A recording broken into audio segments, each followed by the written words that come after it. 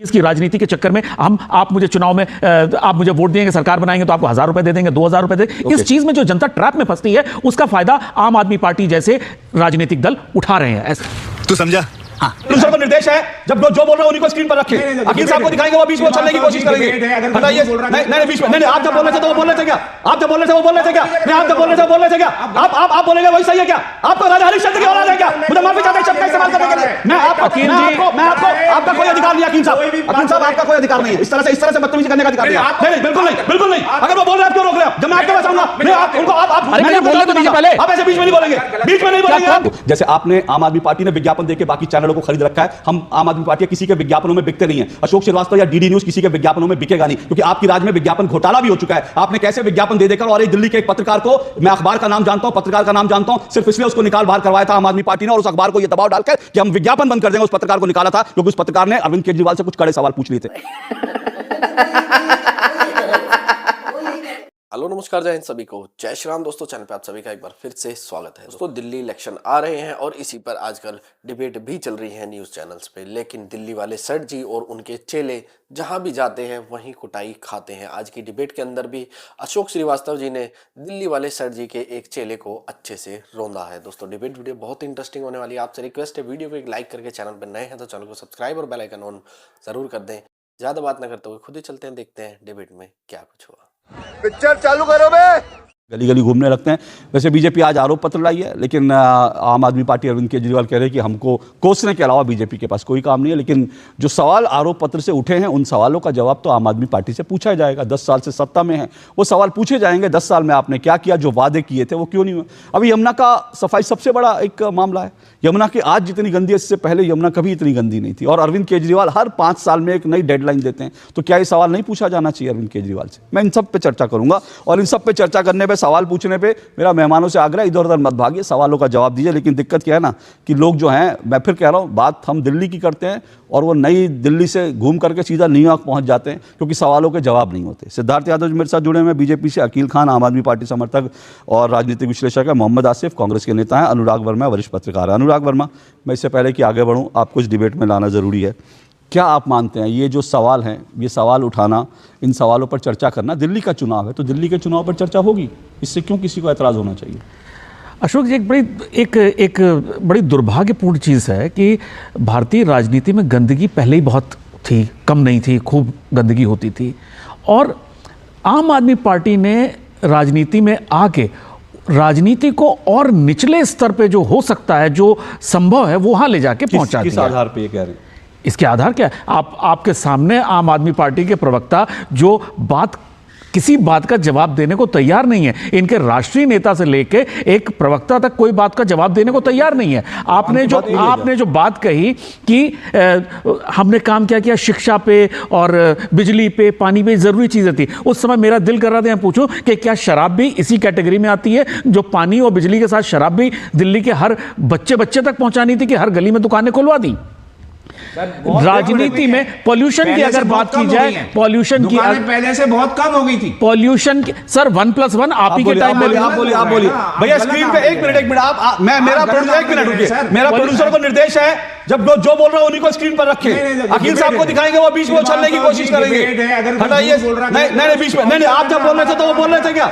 आप जब बोल रहे थे वो बोल रहे थे क्या? नहीं आप जब बोल रहे थे वो बोल रहे थे क्या? आप बोलेंगे वही सही है क्या? आपको राजा हरिश्चंद्र की औलाद है क्या? मुझे माफी चाहते हैं शब्द का इस्तेमाल करने के लिए। मैं आपका कोई अधिकार नहीं है अकील साहब, आपका कोई अधिकार नहीं है इस तरह से बदतमीजी करने का अधिकार नहीं है। नहीं बिल्कुल नहीं। अगर वो बोल रहे हैं आप क्यों रोक रहे हैं? जब मैं आपके पास आऊंगा, नहीं आप उनको आप बोलने तो दीजिए पहले। आप ऐसे बीच में नहीं बोलेंगे, बीच में नहीं बोलेंगे। क्या गलत बोला है? बीच में आप नहीं बोलेंगे। टाइम दीजिए इनके बाद आप बोलिए ना, आप अपनी जब बात होती है तो आप न्यूयॉर्क की बात करने लगते हैं। अनुराग जी रुकिए, एक मिनट रुकिए। अकील साहब एक मिनट, मैंने आपको शुरू में बहुत टाइम दिया, अब भी आपको टाइम दूंगा, लेकिन अगर आप किसी के बीच में बोलेंगे तो वो बदतमीजी होगी। प्लीज मेरा आपसे मैं आपसे बहुत विनम्रता से सुनिए। अकील साहब आप मेरे मित्र हैं। एक मिनट अकील साहब, मेरी बात सुनिए, कभी सुनना भी सीखिए, मेरी बात सुनना भी सीखिए। सुनिए, आप भी सुन लीजिए। आप सुनाने के लिए नहीं आए। हटाइए इनको, हटाइए। आपने अभी, मैं एक और आपको बता दूं, मेरे पास आधार एक आरटीआई है, और वो आरटीआई दिल्ली सरकार ने आरटीआई का जवाब दिया है। अभी ये जो अंबेडकर सम्मान योजना लागू कर जो आज घोषित की ना कि अंबेडकर सम्मान योजना हर साल 100 बच्चों को भेजेंगे, 50 बच्चों को भेजेंगे। अब ये आरटीआई दिल्ली सरकार की आरटीआई ये कहती है कि ये योजना 2019 में भी शुरू की गई थी। 2019 की योजना को फिर से जो है नया मुलम्मा, और 2019 से लेकर अब तक कितने बच्चे भेजे?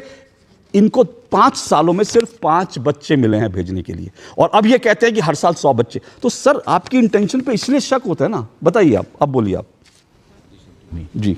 देखिए, बीजेपी सरकार ने और एलजी ने और जो नया कानून बनाया है उसने इन हमारे जितने भी नेता हैं, अरविंद केजरीवाल जी, मनीष सिसोदिया जी, जैन साहब, आपके संजय सिंह जी, जितने बड़े बड़े नेता हैं, इनको बिना किसी कारण के, बिना किसी प्रूफ के, बिना किसी चार्जशीट के इतने महीनों सालों रखा जेल के अंदर। ये डिस्टर्ब करने के लिए कि ये जो स्मूथली जो काम कर रहे हैं पब्लिक के, ये किसी तरह से डैमेज हो और इनको हम रोकें, और रोका उन्होंने। अब ये वापस आए हैं तो अब ये इसको नए सिरे से हम लोगों को वो करना पड़ रहा है, फोर्स करना पड़ रहा है। एलजी साहब देखिए चीफ मिनिस्टर जो है ना आतिशी जी बार जा रही हैं एलजी साहब से रिक्वेस्ट करने के लिए कि जो आपने टर्मिनेट किए हैं, जो आपके बसों में चलते थे, वो सबको आप प्लीज ये वापस कीजिए। और एलजी साहब कहते हैं हाँ कर देंगे। तो ये एक जिम्मेदार एलजी साहब, एक राज्यपाल है, वो भी चीफ मिनिस्टर के ऊपर डाल रखा है अकॉर्डिंग टू ड्यू लॉ। तो मोदी जी को अगर हमारे देश की चिंता है, दिल्ली की चिंता, सुन लीजिए, तो मोदी जी क्यों नहीं एक्शन लेते हैं? सवाल पूछ रहा हूं, सुनिए। आपका कहना यह है कि ये जो योजना है, ये जो आप लोग लागू नहीं कर पाए, ये इसलिए नहीं कर पाए क्योंकि एलजी साहब ने नहीं लागू करने दी। देखिए, तो आपने इसलिए रीलॉन्च कर दिया, जेल में भेज दिया बिना किसी कारण के, सारा डिस्ट्रप्शन किया, एडमिनिस्ट्रेशन को अपने अंडर में ले लिया। एडमिनिस्ट्रेशन जितने भी लोग हैं उनको डरा धमका करके, आप ये देख लीजिए, ये आप डरा धमका कर बोला है कि आम आदमी।